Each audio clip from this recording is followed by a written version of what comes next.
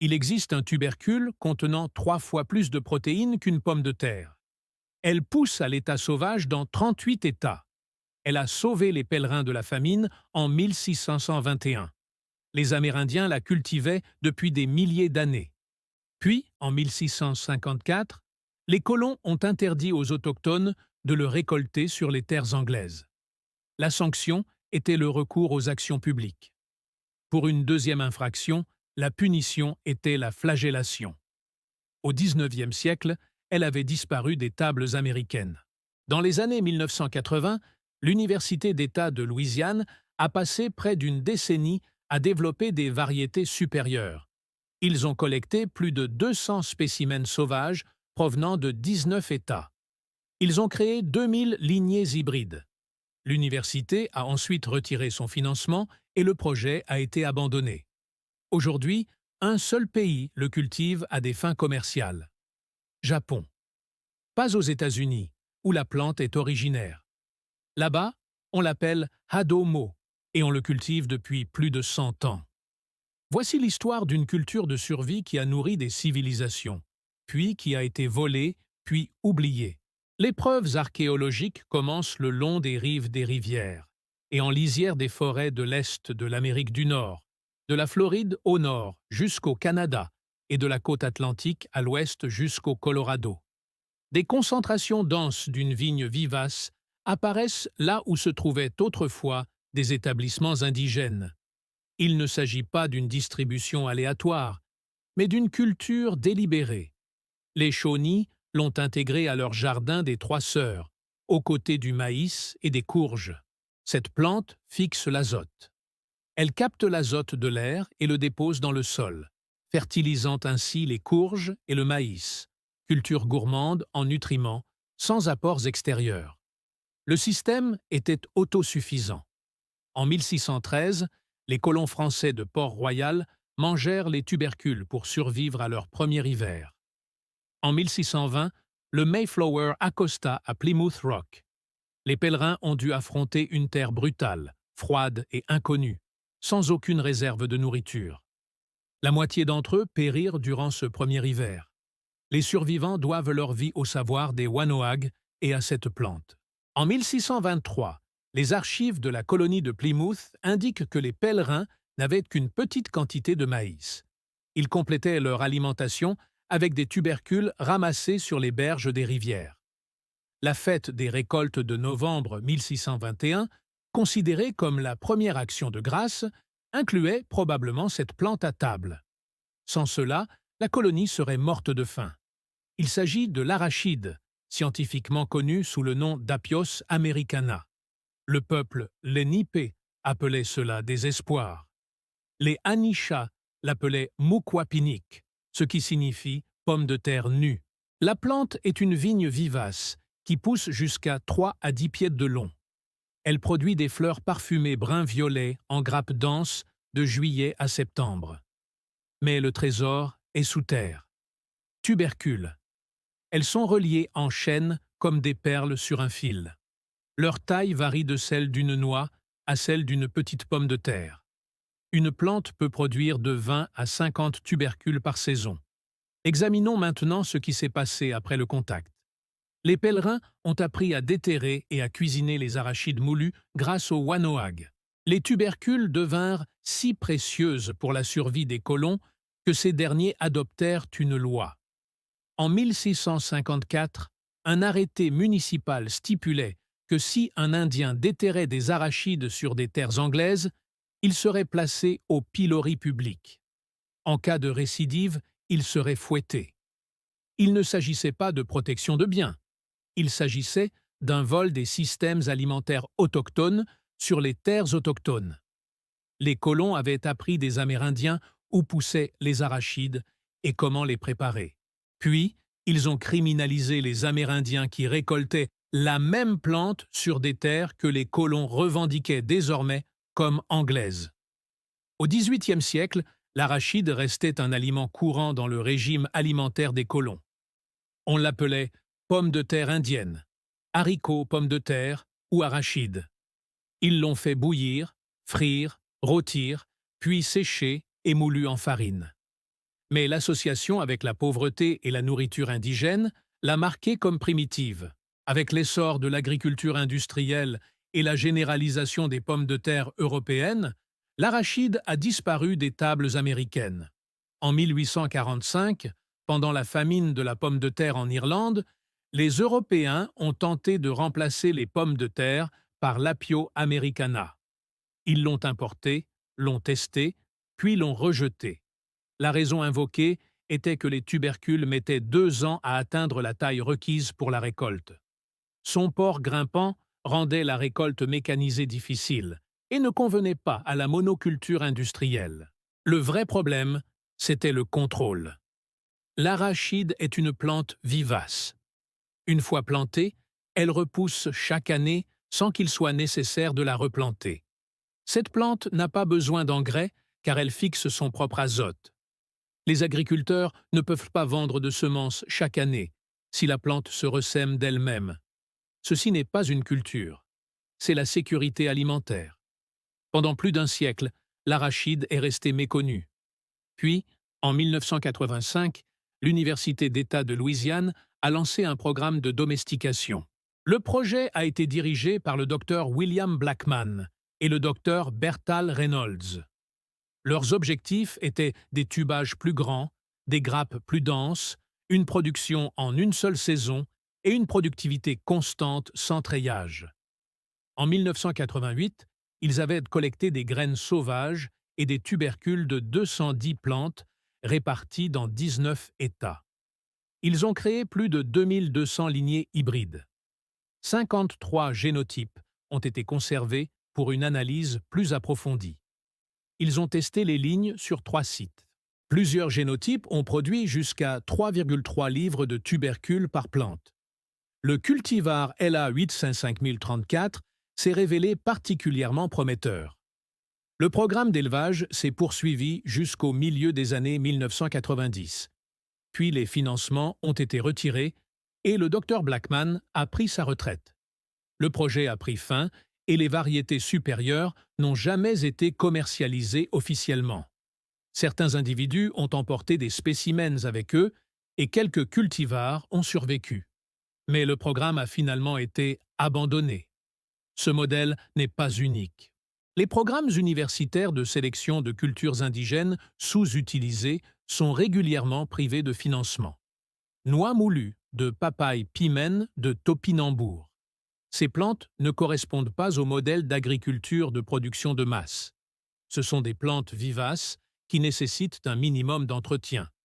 Il n'y a pas de semences exclusives à vendre, pas de dépendance aux engrais et aucun trait brevetable. Aujourd'hui, la plus grande collection de matériel génétique de cultivars d'Apios americana est conservée à l'Iowa State University, sous la direction du Dr Stephen Cannon. La recherche se poursuit, mais il n'existe pas de production commerciale aux États-Unis. Le Japon est le seul pays à cultiver l'arachide à des fins commerciales. Au Japon, l'arachide est appelé Odo ou Apios. Les Japonais connaissaient déjà cette espèce apparentée indigène, qu'ils consommaient occasionnellement comme nourriture de secours. L'arachide américaine a été introduite durant l'ère Meiji, de 1868 à 1912. Les Japonais ont reconnu son potentiel. Ils l'ont domestiqué et intégré aux systèmes agricoles. Aujourd'hui, est considéré comme un mets délicat et riche en amidon. Les petites exploitations agricoles commerciales le cultivent. On en trouve dans les épiceries. On le sert dans les restaurants. Il existe même une légende japonaise dans la préfecture d'Iomori. Une mère offre des petits tubercules à sa fille le jour de son mariage. Elle murmure que la fille devrait les planter près de la clôture du jardin. Les tubercules lui fourniront une nourriture nutritive lorsqu'elle sera enceinte et trop fatiguée pour cultiver le reste du jardin. En Amérique du Nord, où l'arachide est indigène, elle reste pratiquement inconnue.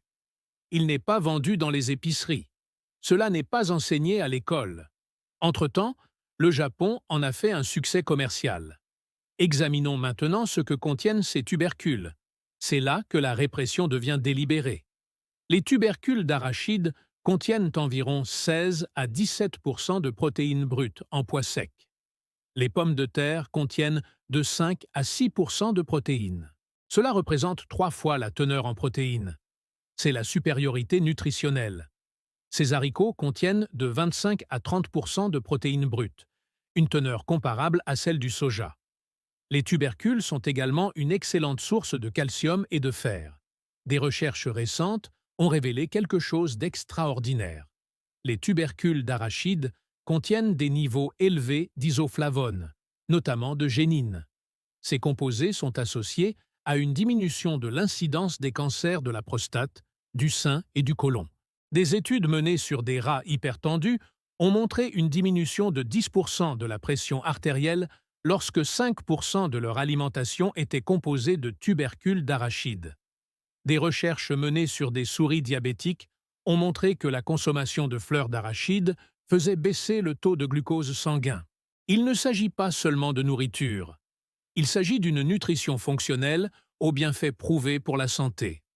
Plants for a Future, une organisation britannique qui sensibilise le public aux plantes comestibles et médicinales, classe Apio americana au 4e rang des plantes les plus importantes dans sa base de données de 7000 espèces. 4e sur 7000. Pourtant, aux États-Unis, elle est classée comme une mauvaise herbe. Les producteurs de canneberge du nord-ouest du Pacifique la pulvérisent avec des herbicides. Le bulletin agricole de l'Université du Maine propose cette solution. Une façon d'enlever les tubercules serait de les manger, comme le faisaient habituellement les Amérindiens et les pèlerins. La plante qui a sauvé les colons de la famine est désormais empoisonnée, car considérée comme une nuisance. Henry David Thoreau a écrit dans Walden qu'avec un peu de sel, un homme affamé pouvait en faire un repas très savoureux. Il décrivait les tubercules d'arachide. Thoreau les a reconnus comme un élément essentiel de la culture locale. Mais même à son époque, en 1854, les arachides tombaient peu à peu dans l'oubli. Au XXe siècle, ils étaient totalement oubliés par l'Amérique dominante. Le goût est sucré et noisetté, semblable à celui de la patate douce, mais avec une texture plus fine. Les tubercules peuvent être bouillis, frits, cuits au four, rôtis, cuits à la vapeur ou réduits en purée. Elles peuvent être séchées et moulues en farine et se conservent plusieurs mois dans un endroit frais et sec. Les haricots peuvent être cuisinés comme des petits pois, et les fleurs sont comestibles. Il y a des éléments à prendre en compte. Un faible pourcentage de personnes, estimé entre 9 et 25%, ressentent des troubles gastro-intestinaux en consommant des arachides moulus. Les tubercules contiennent des inhibiteurs de protéase lorsqu'ils sont crus, et ceux-ci sont toxiques. La cuisson les dénature. Les arachides ne doivent jamais être consommés crus. Commencez par de petites portions la première fois. Les personnes allergiques au latex doivent éviter les arachides en raison de réactions croisées. Mais pour ceux qui les tolèrent, les arachides offrent une valeur nutritive exceptionnelle. Les Américains modernes ne les cultivent pas, non pas parce qu'ils sont difficiles, mais parce qu'ils ne correspondent pas aux modèles industriels. Elles sont trop faciles à cultiver, trop autosuffisantes, trop productives sans apports extérieurs. L'arachide est rustique dans les zones 3 à 10, couvrant la majeure partie des États-Unis continentaux. Elle pousse en plein soleil ou à mi-ombre. Elle préfère les sols humides, mais s'adapte à de nombreuses conditions. Une fois bien implantée, elle résiste à la sécheresse. Elle ne nécessite aucun engrais, car elle fixe son propre azote. Les colons ont appris ce système musical et l'ont utilisé pour survivre. Puis, ils ont criminalisé ceux qui leur avaient enseigné et ils ont volé les terres où poussaient les arachides. Ils ont adopté des lois interdisant aux Amérindiens de récolter de la nourriture sur leurs propres territoires ancestraux. Puis, ils ont complètement oublié cette plante et l'ont remplacée par des cultures qui nécessitaient l'achat de semences chaque année. Ce n'était pas un accident, c'était un effacement systématique de l'autosuffisance.